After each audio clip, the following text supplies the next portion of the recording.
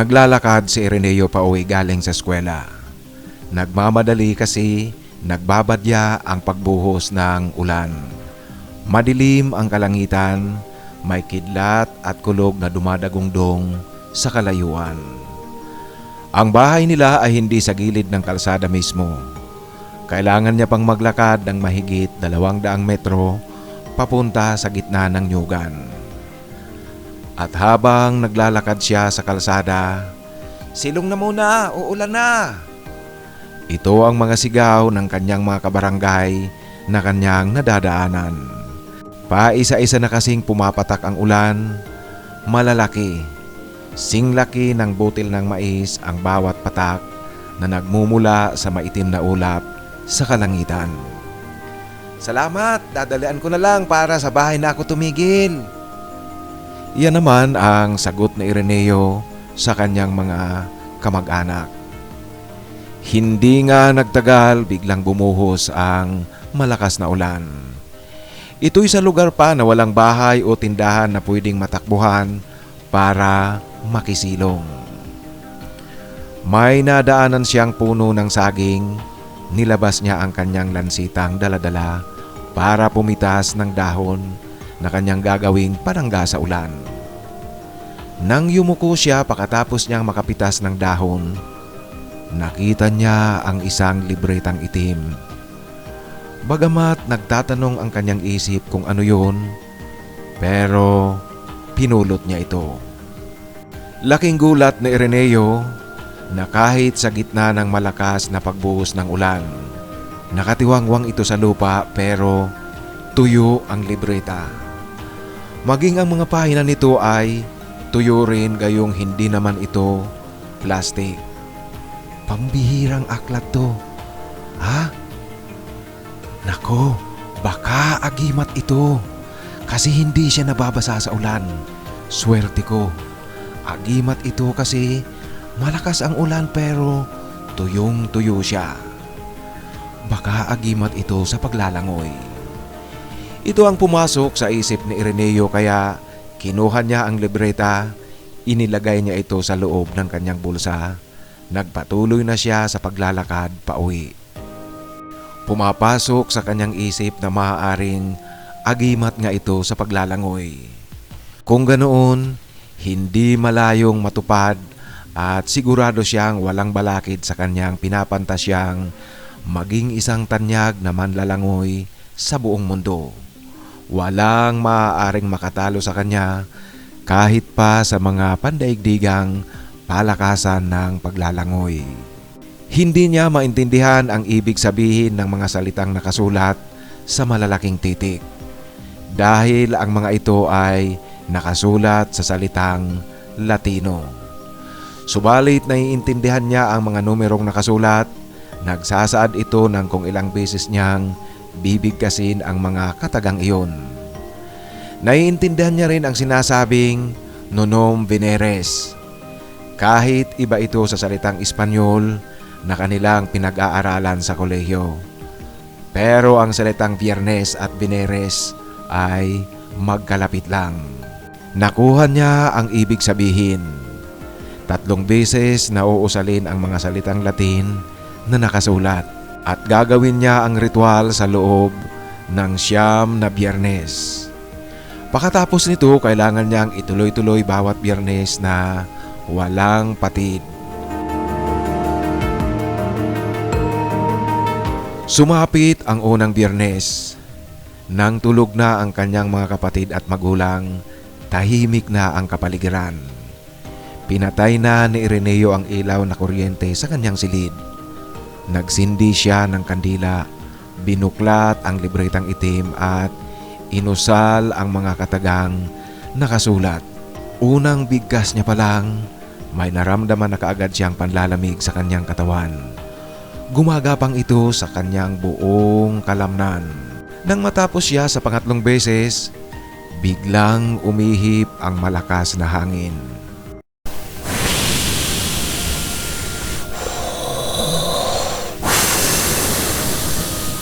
Kasunod ng pakiramdam niya na para siyang nakalutang na ngayon sa hangin. Kinabahan siya pero natutuwa.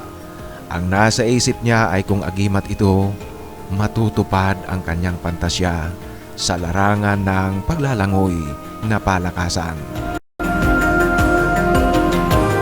Sinikap niyang isaulo ang mga nakasulat na katagang Latino. Ito'y para sa sunod na ritual na kanyang gagawin, mas mabibigkas niya ng maigi, may puwersa at mas mabisa. Bawat Biyernes na kanyang ginagawa ang ritual, nahalata niyang papalakas na papalakas ang kanyang nararamdamang lamig na gumagapang sa kanyang kalamnan. Maging ang pag-ihip ng hangin, papalakas din na papalakas.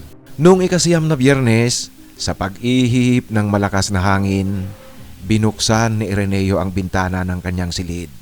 Kitang-kita niyang nagsasayawan ang mga dahon ng puno sa labas ng kanilang bahay. Pumapasok din ang hangin sa kanilang bahay, subalit tanging sa kanyang silid lang ito umiikot, hindi sa buong bahay nila. Sinubukan ni Ireneong tumayo. Ikinampay niya ang kanyang braso na parang lumalangoy. Nagulat siya kasi parang dimaki ng ilisi ang kanyang bilis. Ginawa niya lahat: freestyle, butterfly at backstroke. Ang tanging hindi niya magawa ay ang breaststroke kasi wala siya sa tubig. Galak na galak si Ireneo sa kanyang nakikita. Pangalawang buwan kasi sa ikalawang semestre sa kolehiyo, intramural sa kanilang pamantasan. Sigurado siya, magugulat lahat ng mga estudyante sa pamantasan sa kanyang kakaibang bilis at lakas. Nagpatuloy siya sa kanyang ritual na ginagawa dahil papalapit ng papalapit ang intramurals. Gusto niyang masigurong magkakabisa ang agimat, kaya kahit hindi Biyernes, inuusal niyang paulit-ulit ang mga orasyon, ang mga katagang nakasulat sa itim na libreta. Wala siyang oras na pinipili. Tuwing mapag-iisa siya sa kanyang silid, o saan mang sulok, kanyang inuusal ang orasyon. Gabi ng Biyernes, 2 araw bago ang intramural sa kanilang pamantasan. Hindi pa oras ng pagsasagawa ng kanyang ritual, subalit paulit-ulit na niyang tahimik na inuusal ang mga orasyon sa itim na libreta. Ito'y habang nasa loob siya ng kanyang silid. Samantala ang kanyang ina naman at mga nakababatang kapatid, abala sa paghahanda ng kanilang hapunan. Naroon din ang kanilang ama nung oras na iyon. "Linda, tawagin niyo na ang kuya niyo para maghapunan na tayo."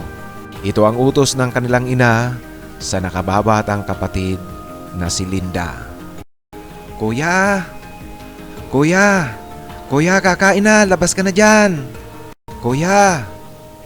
Yan ang tawag ni Linda kay Ireneo.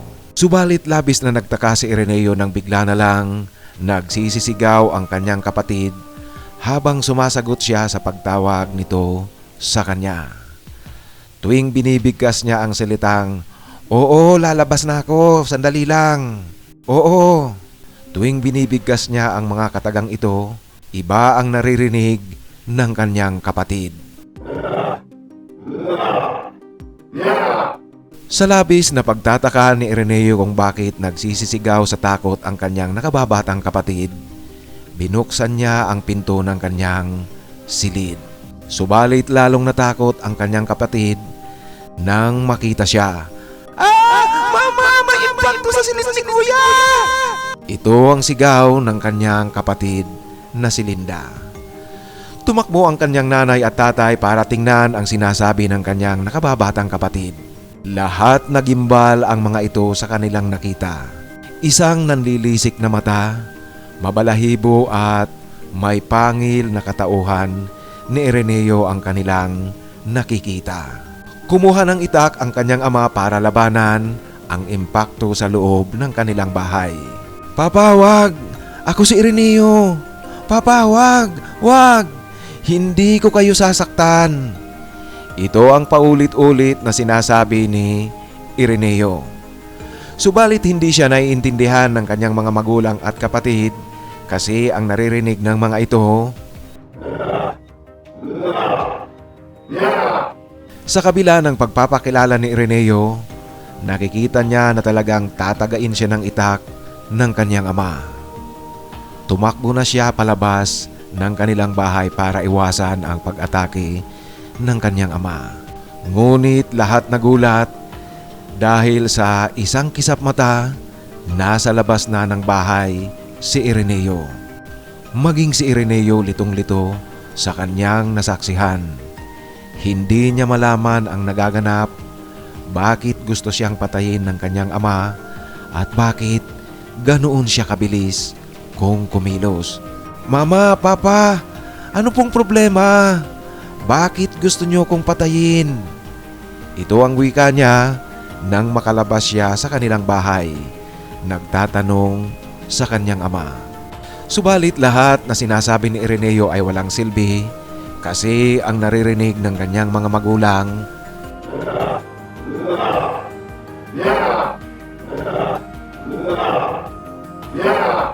lumayo si Ireneo sa kanilang bahay. Nalilito sa nangyayari. Makalipas ang ilang oras sa pag-aakala niya na humupa na ang tensyon sa kanilang bahay, bumalik na siya. Subalit mali pa rin ang kanyang akala. Dahil nang makita siya ng kanyang ama, muli nitong inihanda ang itak. Oras na kumilos siya, siguradong tatama ang talim nito sa kanyang katawan. Papa, Mama, anong problema? Bakit kayo galit sa akin? Ito muli ang kanyang tanong. Ganoon pa rin ang naririnig ng kanilang pamilya buhat kay Ireneo. Pinilit ni Ireneong lumapit sa mga magulang. Subalit muli siyang susunggaban ng kanyang ama gamit ang itak. Sa pagkakataong ito, naisip niyang umatras na muna ng bahagya. Yumuko siya sa lupa. Handa na siyang atakihin ng kanyang ama sa hindi niya malamang dahilan. Ang mga magulang niya naman at kapatid ay natulala sa kanilang nasasaksihan. Ang kanyang nanay bagamat kinikilabutan, pero naramdaman nito ang kanyang ipinapahiwatig na siya si Ireneo, hindi siya mananakit.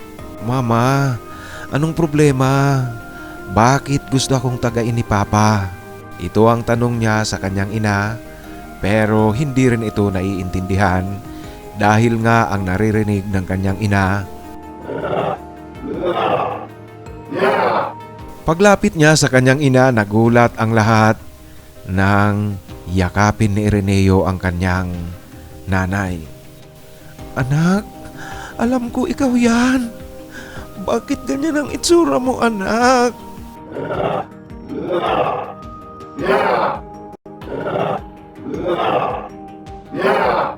Yan ang wika ni Ireneo, nagtatanong sa kanyang ina kung bakit, ano ba ang kanyang itsura.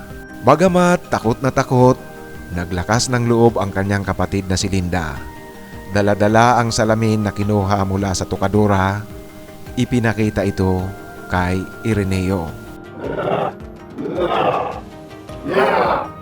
Yan ang wika ni Ireneo na may pagkagulat nang makita niya ang kanyang itsura sa salamin. Saka siya tumingin sa kanyang braso. Gimbal na gimbal pa rin siya nang makita niyang mahaba ang kanyang mga balahibo sa katawan, nanlilisik na mga mata at may pangil na nakausli sa kanyang bibig. Hindi! Hindi! Hindi ako yan! Bakit ganyan ang itsura ko?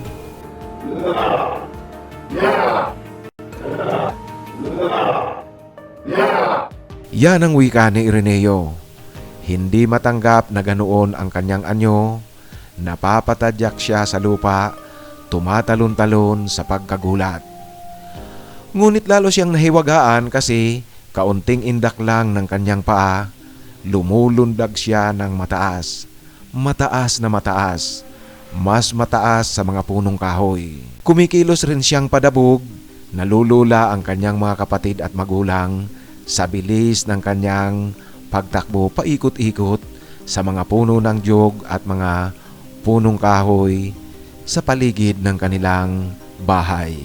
Sa takot ng kanyang mga magulang na mapahamak si Ireneo kung makita ito ng ibang tao sa kanilang barangay, bagamat nahihiwagaan, inakay siya ng mga ito papasok sa kanilang bahay.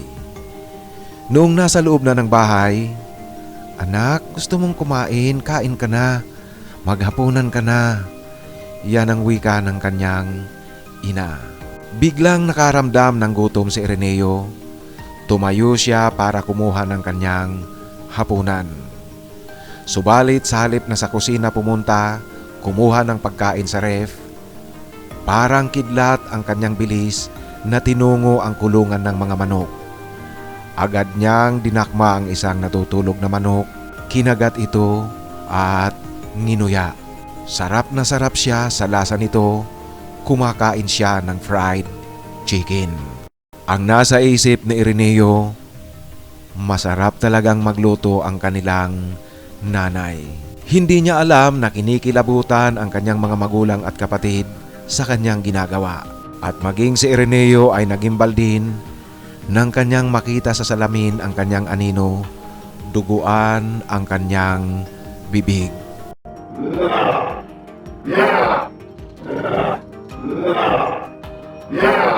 Ito muli ang sigaw ni Ireneo na nagtataka kung bakit may dugo ang kanyang bibig. Magdamag na hindi natulog ang buong pamilya ni Ireneo sa pagbabantay sa kanya. Maagang maaga tinungo ng kanyang ina ang simbahan. Hinanap nito si Father Benjamin. Naikwento niya kay Father Benjamin ang pangyayari kaya walang sinayang na oras ang pari. Pumunta kaagad sa bahay ni na Ireneo kasama ang dalawang sakristan. Humingi rin ng tulong sa kanilang mga kapitbahay ang tatay ni Ireneo para magmasid sa gagawing panggagamot ni Father Benjamin. Hindi pa gaanong nakakabalik sa normal na anyo si Ireneo nang madatnan ito ng pari. Alam kaagad ni Father Benjamin ang kanyang dapat gawin. Inumpisahan niya ang eksorsismo, ang pagpapalayas sa madilim na espiritong pumasok sa katawan ni Ireneo. Sa ngalan ng Diyos Ama at sa makapangyarihang banal na awa ni Jesus, umalis ka sa katawan niya. Sa ngalan ng Diyos Ama at makapangyarihang banal na awa ni Jesus, umalis ka sa katawan niya. Sa ngalan ng Ama at sa makapangyarihang banal na awa ni Jesus, umalis ka sa katawan niya. Domini Jesucriste salva Ireneo. Domini Jesucriste salva Ireneo. Domini Jesucriste, salva Ireneo.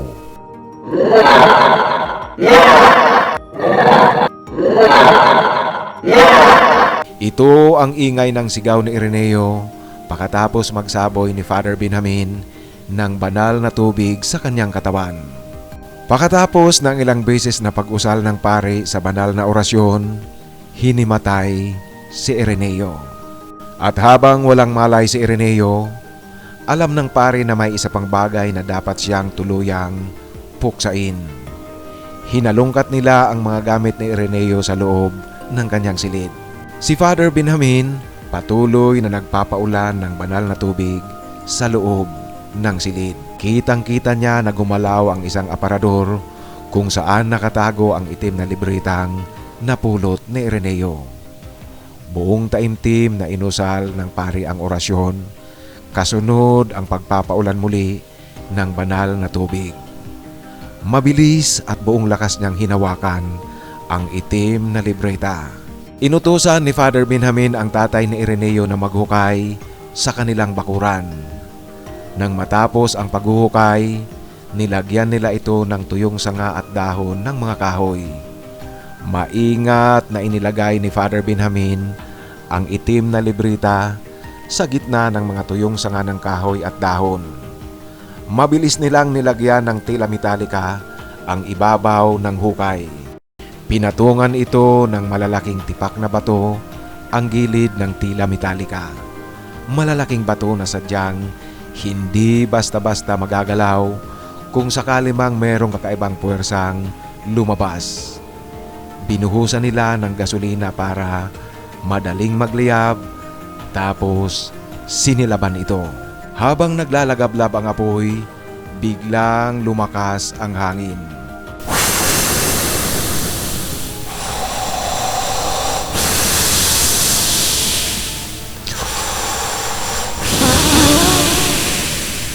Gumagalaw ang mga batong nakapatong sa gilid ng tila metalika. Hawakan nyo at diinan ang mga batong nakapatong.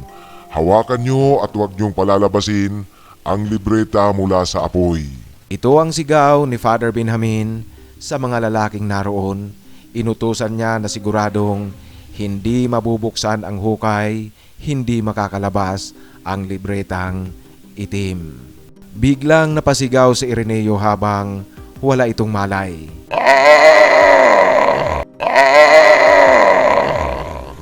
Kasabay ng paglagablab ng apoy at malakas na ihip ng hangin.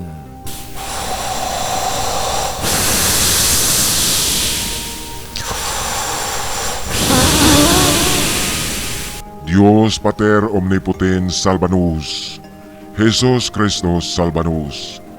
Dios Pater Omnipotens Salvanus, Jesus Christus Salvanus. Dios Pater Omnipotens Salvanus, Jesus Christus Salvanus. Ito ang orasyon na inuusal ni Father Benjamin. Nang matigil na ang apoy, hinintay nilang lumamig ang abo nito. Muling sinabuyan ni Father Benjamin ng banal na tubig ang abo, at noong inaakala nila naganap ng malamig ang abo, wala ng apoy, saka nila hinanap ang libreta. Laking gulat nila dahil hindi nasunog ang libreta. Buong buo pa rin ito. Kaya muling inusal ni Father Benjamin ang orasyon laban sa kadiliman. Dios Pater Omnipotens, Dipilit Diabolum, Jesus Christus Salvanus. Dios Pater Omnipotens, Dipilit Diabolum, Jesus Christus Salvanus. Dios Pater Omnipotens, Dipilit Diabolum, Jesus Christus Salvanus. Ito ang orasyong inusal ni Father Benjamin. Sa kanya pinunit ang mga pahina ng itim na libreta gamit ang binditadong lansita. Makalipas ang ilang sandali, nagkamalay na si Ireneo. Nagtatanong ito kung ano ang nangyari, bakit naroon sa bahay nila si Father Benjamin at mga sakristan at ang mga kabarangay.